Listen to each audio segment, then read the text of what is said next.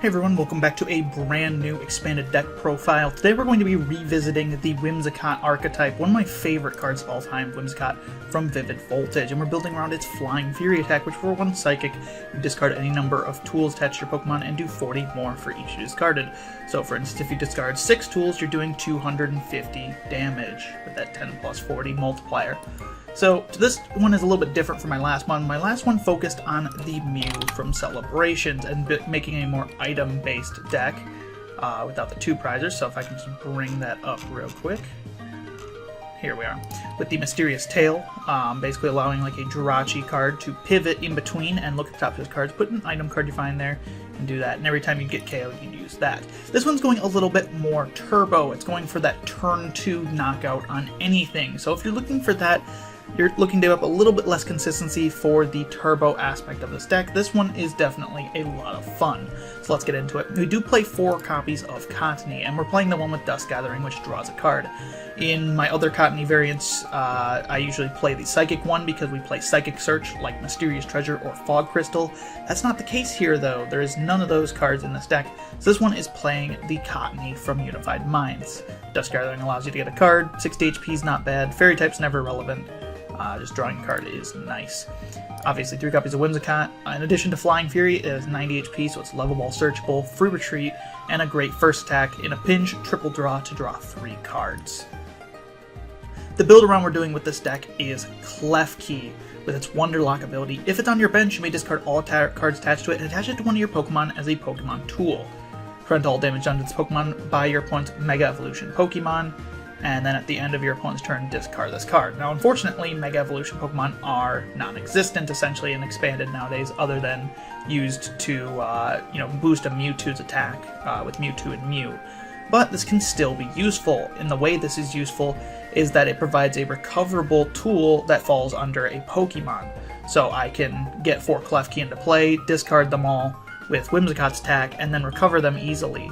So that's what we're using Wonderlock for. And the reason I came back to this deck was the release of Evolving Skies, which brought us Rescue Carrier. We're going to talk about that right now. Skipping a little bit, but put up to 2 Pokemon, each with 90 HP or less, from your ship out into your hand. We played 3 copies of it. And this, as you can see, this allows you to get back your Klefkis after discarding them. So it gives you an easy way to recover your tools instead of having to use Eco Arm and shuffle them into the deck. Eco Arm works better in the Mew variant, for instance, because you can use it to grab the items back afterward, but Klefki works great here. In addition, it's also searchable with our Pokemon search, but we do not play Adventure Bag, which other lists do for Whimsicott. With 2 copies of the Sigilyph here, absolutely essential in every Whimsicott deck. You can have 4 Pokemon tools attached to it. 90 HP again is great, level well searchable. In Psychic variants of the deck, it's also Psychic type, so it's searchable in that regard as well. Also great artwork on this, love this card. One of my absolute favorites. You're never using the attack, so don't worry about it. 2 copies of Dedenne with the DAA change ability. When you play it from your hand onto your bench, discard your hand and draw 6. You can only use it once per turn. The attacks are also unusable, and the HP is irrelevant. You're using it for Quick Ball in Dedenne, discard to draw more cards. This is a more turboed out version. You're aiming to one-hit KO anything in the game on turn 2, which is very doable. 1 copy of Crobat playing into that as well with this Dark Asset ability. Once you're in your turn, when you play it from your hand onto your bench, draw until you have 6 in hand. You can't use more than 1 Dark Asset. Obviously, Dedenne is a little bit more powerful, so we play 2 copies of that as opposed to 1 of Crobat. In addition, to keep our consistency going, we also play 1 copy of Jirachi with Stellar Guidance. When you play it from your hand onto your bench, you may search your deck for a supporter card, reveal it, put it into your hand. So 90 HP on this means it's both searchable with Level Ball and our Quick Ball, because it's also a basic, meaning you have 8 total outs to get Jirachi, 4 to get Crobat, 4 to get Dedenne, and to get all these guys, you have 4 to get Whimsicott, 8 to get Cottonee, 8 to get Klefki, and 8 to get Sigilyphs. Lots of good outs there. I accidentally dragged that. But yeah, those are our Pokemon lineup. You can kind of see the strategy. You want to get Klefkis, attach them to your Sigilyph, discard the Klefkis, and then recover them. Going to play 3 copies of Professor Juniper here, discard your hand, and draw 7 cards. Just the best consistency supporter for going really aggressive. This one plays a little bit more into supporters than my other Whimsicott variant because it's a more supporter-based deck than item-based. 1 copy of Marnie, each player shuffles a hand, puts it in the bottom of their deck, and then draws 5 cards. Your opponent draws 4.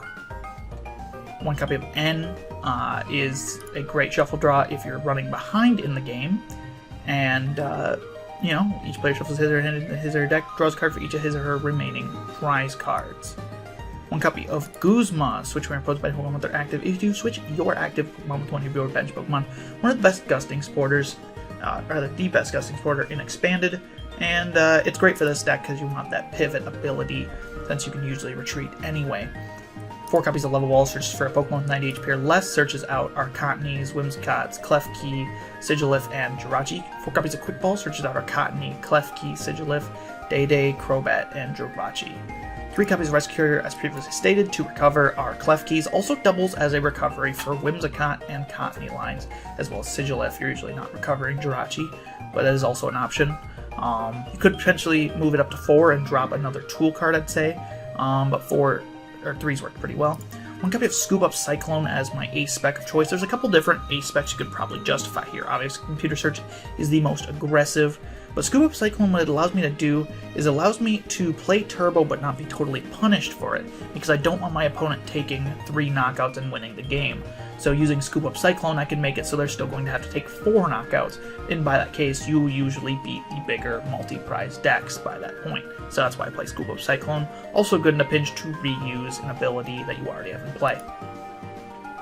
1 copy of Super Rod, shuffle 3 in any combination of Pokemon and basic energy from each pile into your deck. Use this to get back some energy, get back your Whimsicott lines. It's great. 3 copies of Versus Seeker, put a supporter card from each pile into your hand. And you're going to preferably use this to get back your Junipers or your Guzmas in a pinch. Sometimes you'll get N as well. The reason we play Super Rod over Ordinary Rod, forgot to clarify that, I suppose, is that Super Rod is better in Whimsicott decks because you usually are going to want 1 Cottonee, 1 Whimsicott, 1 energy, but since we don't play a lot of energy in these Whimsicott decks, you never want 2 energy for most of the time, and if you do, you're just going to shuffle them with Super Rod anyway, whereas a lot of times you're going to want 3 Pokemon, such as getting back Cottonee, Whimsicott, Klefki. So that's a very common thing you might do.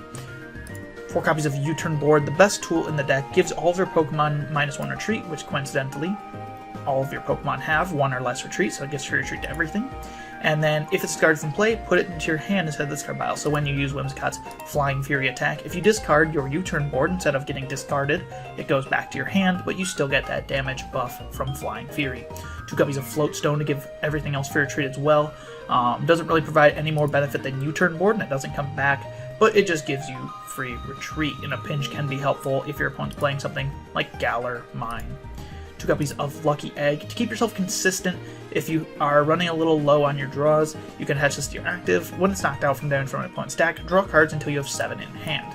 2 copies of Rescue Scarf, and it helps you kind of alleviate the pressure. You could potentially opt to run 3 or more and cut down on the Lucky Egg in this deck, because Rescue Scarf is legitimately really good in this deck because you want to use your Pokemon recovery to get Klefkis a lot of times. I would definitely use Super Rod, at least on a Whimsicott line, but you could potentially argue for more Rescue Scarf in this deck, and I would not think that's a bad thing to protect your Whimsicotts.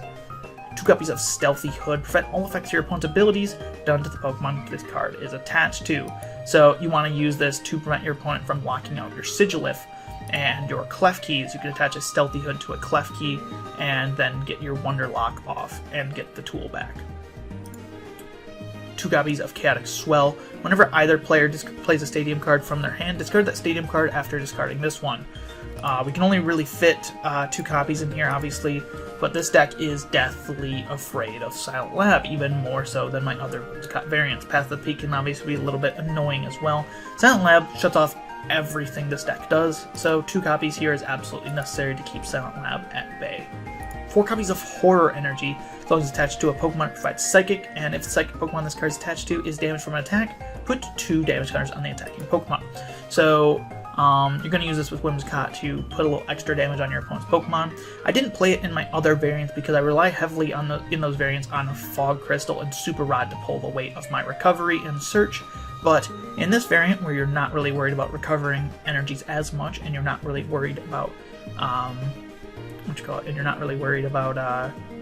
finding the energy as much, Horror Energy works just fine, and you get an extra 20 damage out of it. 3 copies of Psychic to end off the list gives you 3 copies to do your Flying Fury with, 3 copies to recover with. It doesn't have an increased search ability in this variant as we're not playing Fog Crystal but it's still great. This deck is a lot of fun though. If you really want a deck that's going to go fast, but you still want to play the Whimsicott Vivid Voltage archetype, this one's a lot of fun to play.